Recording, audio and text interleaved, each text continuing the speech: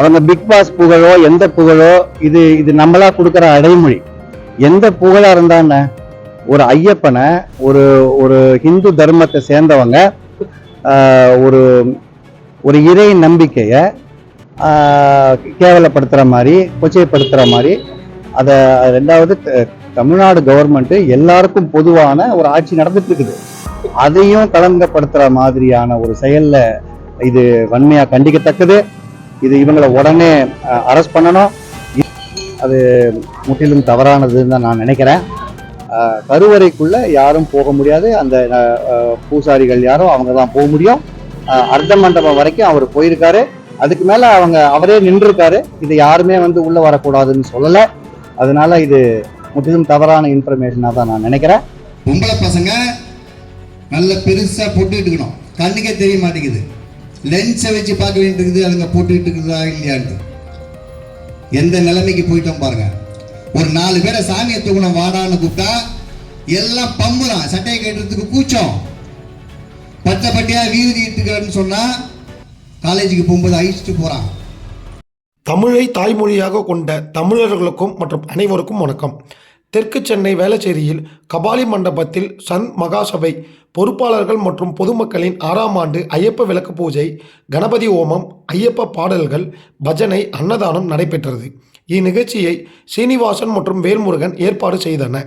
மேலும் சிறப்பு அழைப்பாளராக ஸ்ரீராம் சுவாமிஜி, தமிழ்நாடு மாநில தலைவர், அகில பாரத இந்து மகாசபை பங்கேற்றார்.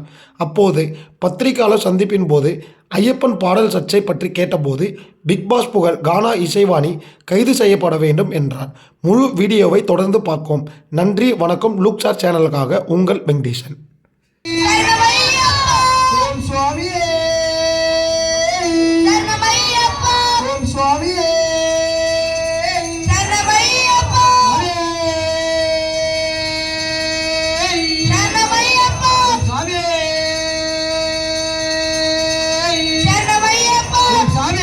வெக்கம், கூச்சம், மானம், சூடு, சுரணை தடையா இருக்கிறதோ அவங்க வாழ்க்கையில ஒரு நல்லதையும் காண முடியாது. மகாதேவனுடைய பேரை தினமும் உச்சரிக்கணும். சிவ சிவ என்கிற தீவினையாளர். கஷ்டம் என்ன கஷ்டம்னு நம்ம கிட்ட கேட்டோம்னா ஒரு பெரிய லிஸ்டே போடலாம். இவ்வளவு கஷ்டத்துக்கும் அடிப்படை காரணம் என்ன? சிவ சிவன்னு சொல்லாததுதான் காரணம். சிவ சிவ என்கிற தீவினையாளர். சிவ சிவ என்றிட தீவினை மாளும். சிவ சிவ என்றிட தேவரும் ஆவர். 3 வருஷத்துக்கு முன்னாடி ஸ்ரீனிவாசன் சின்ன பசங்க என்கிட்ட வந்தாங்க. சந்த் மகாசபா சார்பா அன்னைக்கு 144 இருந்தது. கொரோனா முடிஞ்சு 144 இருந்த தருணம். அப்போ போலீஸ் டிபார்ட்மெண்ட்ல பர்மிஷன் கொடுக்கல. இந்த ஐயப்பன் பூஜையை நடத்தக்கூடாதுன்னு பர்மிஷன் இல்லாத இருந்த தருணம். அப்போ ஸ்ரீனிவாசன் இந்த பசங்கள்லாம் கூட்டு வந்தாங்க. எல்லாம் சின்ன பசங்களாக இருக்குது. வேல்முருகன் எல்லாரும் வந்தாங்க. இந்த மாதிரி போலீஸ் பர்மிஷன் கொடுக்க மாட்டேன்றாங்க. நம்ம இந்திய பாரத தேசத்தில் நம்ம இறைவனை கொண்டாடுவதற்கு யார் தடை போட முடியும்? அதனால உடனே அதை காவல்துறை அதிகாரிகள்கிட்ட பேசி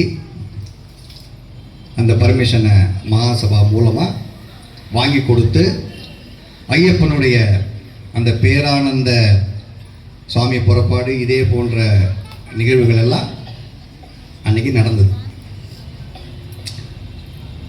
இந்த இறைவனை கொண்டாடுதல், போற்றுதல், விளக்கு பூஜை, பெண்கள், குழந்தைங்க, வயசானவங்க, ஹோமங்கள், வேதங்கள் ஓதுதல், திருமுறைகள் ஓதுதல், இதை நிறுத்தலாமா?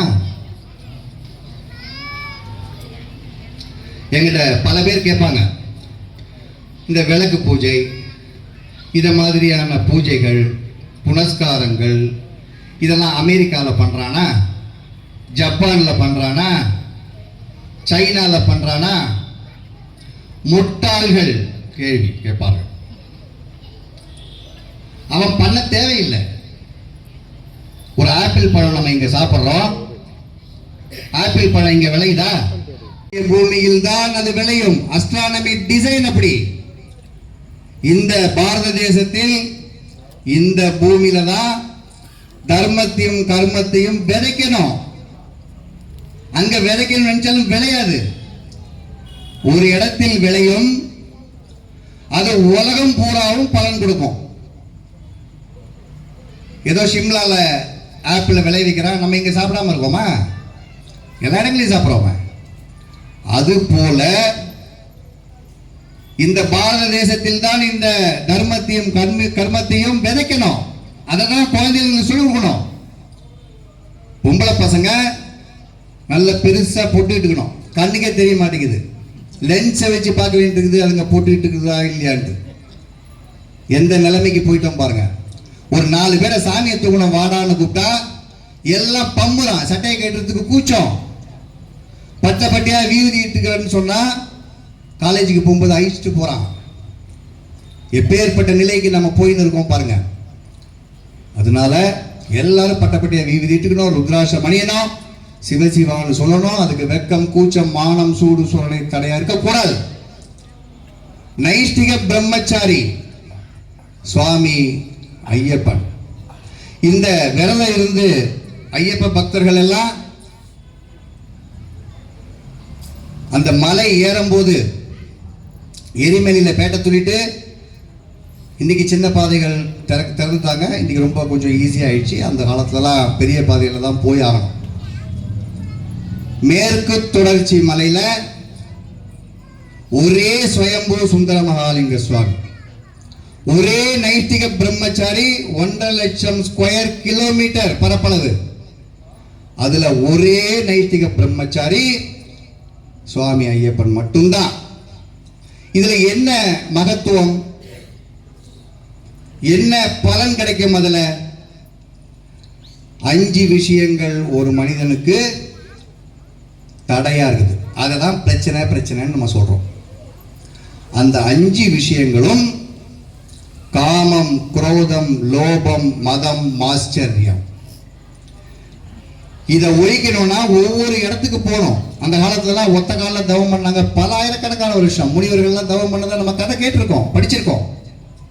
அதெல்லாம் செய்ய தேவையில்லை. 48 நாள் விரதம் இருந்து சபரிமலை ஐயப்பனை தரிசனம் பண்ணினாலே பிறவி கடலை எளிமையா நீந்திடலாம். அதனால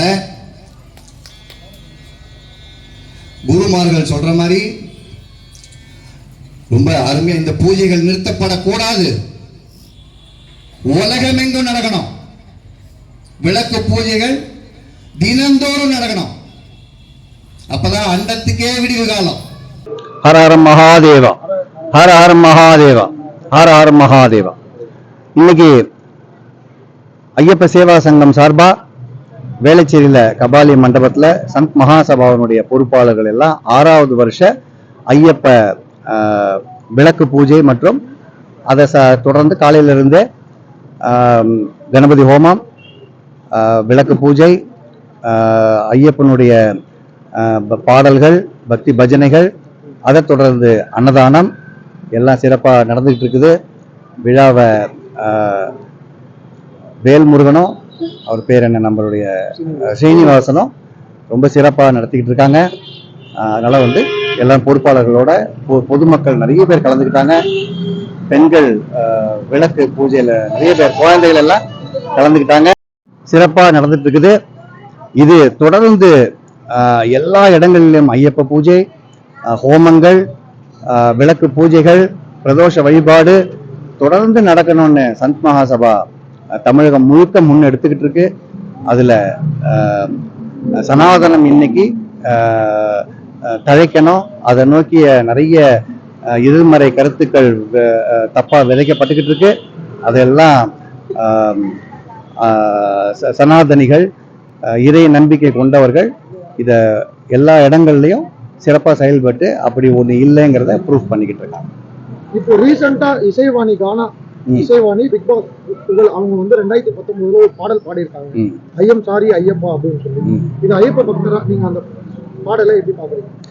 அவங்க பிக் பாஸ் புகழோ எந்த புகழோ இது இது நம்மளா கொடுக்குற அடைமொழி. எந்த புகழா இருந்தான்னு ஒரு ஐயப்பனை ஒரு ஒரு ஹிந்து தர்மத்தை சேர்ந்தவங்க ஒரு ஒரு இறை நம்பிக்கைய கேவலப்படுத்துற மாதிரி கொச்சைப்படுத்துற மாதிரி அதை ரெண்டாவது தமிழ்நாடு கவர்மெண்ட் எல்லாருக்கும் பொதுவான ஒரு ஆட்சி நடந்துட்டு இருக்குது, அதையும் களங்கப்படுத்துற மாதிரியான ஒரு செயல்ல இது வன்மையா கண்டிக்கத்தக்கது.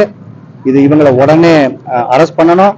இது போன்ற நபர்கள் இனி இந்து மதத்தை பேசலாங்கிற தைரியம் யாருக்கும் வரக்கூடாது. அதை சந்த் மகாசபா வன்மையா கண்டிக்குது.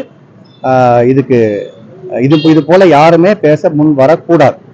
எந்த மதத்தை பத்தியும் பேசக்கூடாதுன்றதுதான் நம்மளுடைய ஸ்டாண்ட். அதுவும் பர்டிகுலரா ஹிந்து மதத்தை பத்தி ஒரு பாட்டு எழுதுறன்னு பேரு பிக் பாஸ் புகழ் 2 படம் நடிச்சுட்டாக்க அவங்க பெரிய வேதாந்தம் பேசுறது, அவங்க சொல்றதெல்லாம் வேத வாக்குங்கிற மாதிரி அபத்தமா வந்து இந்து தர்மத்தை பத்தி கருத்து சொல்றது, இதெல்லாம் முற்றிலும் வன்மையா கண்டிக்கத்தக்கது. இதை சந்த் மகாசபா ஏற்கல. இது போக இதுக்கு மேல யாராவது அப்படி பேசினால் போராட்டம் தொடர்ந்து நடத்தப்படும்.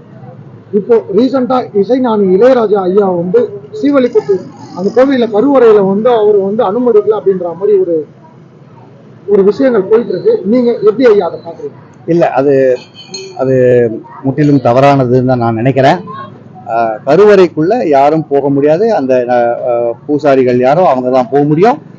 அர்த்த மண்டபம் வரைக்கும் அவர் போயிருக்காரு. அதுக்கு மேல அவரே நின்று இருக்காரு. இது யாருமே வந்து உள்ள வரக்கூடாதுன்னு சொல்லல. அதனால இது முற்றிலும் தவறான இன்ஃபர்மேஷனா தான் நான் நினைக்கிறேன். அதனால அதை அப்படி யாரும் சொன்னதாக தெரியல. இப்போ வந்து உணவு வந்து அவங்களோட வந்து விருப்பம்.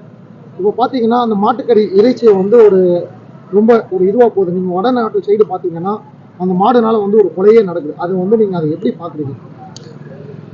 ஜென்ரலா கறி சாப்பிடுதல்ங்கிறது பிளட்ல சயின்டிபிக்காவே வேண்டான்னு தான் சொல்றாங்க. அது ஒரு பக்கம், அது சயின்ஸ் அவங்க சொல்ல போறாங்க, டாக்டர்ஸ் பேச போறாங்க. நம்ம கும்பிடக்கூடிய தெய்வமா வணங்கக்கூடிய 33 கோடி தேவர்களும் பசுமாட்டுக்குள் வாசம் பண்ணுவதாக நமக்கு வேதங்கள் புராணங்கள் எல்லாமே சொல்லுது. அதை நம்ம நம்புறோம். அதனால நாம அதை கொல்லக்கூடாதுன்னு சொல்வதுதான் நம்மளுடைய முன்னெடுப்பு. அதனால அதுல தேவர்கள் வசிக்கிறாங்க. அதை சாப்பிடுவது நல்லதில்லை. அதை நம்ம கும்பிடுறது தெய்வமா கும்பிடுறோம்.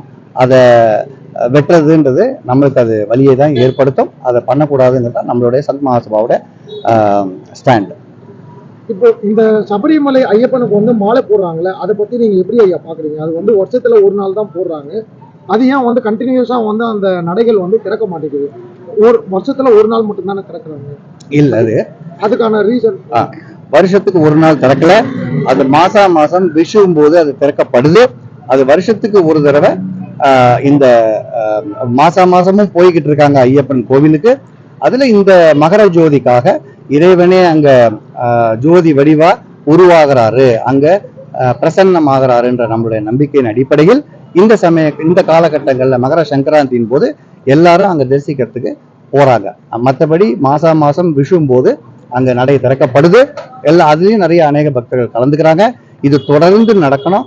எல்லாருமே ஐயப்பன் கோவிலுக்கு மாலை போட்டு சபரிமலையில சுவாமி ஐயப்பனை தரிசிக்கிறதுன்றது ஒரு நைஷ்டிக பிரம்மச்சாரி. அது அனைவருக்கும் நல்லது. பஞ்ச தத்துவத்துக்கு அது உட்பட்டது. காம குரோத லோப மத மாச்சரியம் 5 ஜீவராசிகளுக்கான இடர்பாடுகளையும் களைஞ்சி எல்லாருக்குமே ஒரு நன்மையை பயக்கக்கூடிய ஒரு ஒரு தவம் தான் இந்த சபரிமலைக்கான மாலை போட்டு சுவாமியை தரிசிக்க போறோம். திருவண்ணாமலை ஜோதிக்கும் மகர ஜோதிக்கும் உள்ள வித்தியாசம் ரெண்டுமே இறைவன் ஜோதி வடிவானவன் அப்படிங்கிறத ஜோதி வடிவாக காட்சி அளிக்கிறான். நம்ம எக்ஸ்ட்ரீம் ஸ்டேஜ் மூலாதார சுவாதிஷ்டான மணிபூரக அநாகத விசுத்தி ஆகி சகசாரம் நாதம் நாதாந்தம் பிந்து அப்படி நிலைகளை கடந்து போகும்போது கடைசியில மிஞ்சி இருக்கிறது அந்த ஒளி மட்டுமேங்கிறத அந்த இறை தத்துவத்தை அதை சொல்றதுக்கு தான் நம்ம வீட்டில் கூட தீபங்கள் ஏத்துறோம், விளக்கு ஏத்துறோம். அதனால ரெண்டுமே இறைவனுடைய சொரூபம் தான். தொடர்ந்து நம்ம அதை நடைமுறைப்படுத்தணும். எல்லாருமே அதை அனுஷ்டிக்கணும்னு உலகம் பூரா அனுஷ்டிக்கலாம் அப்படின்னு சந்த் மகாசபா கேட்டுக்கிட்டு இருக்கு. நன்றி. Hara her Mahadev, Hara her Mahadeva.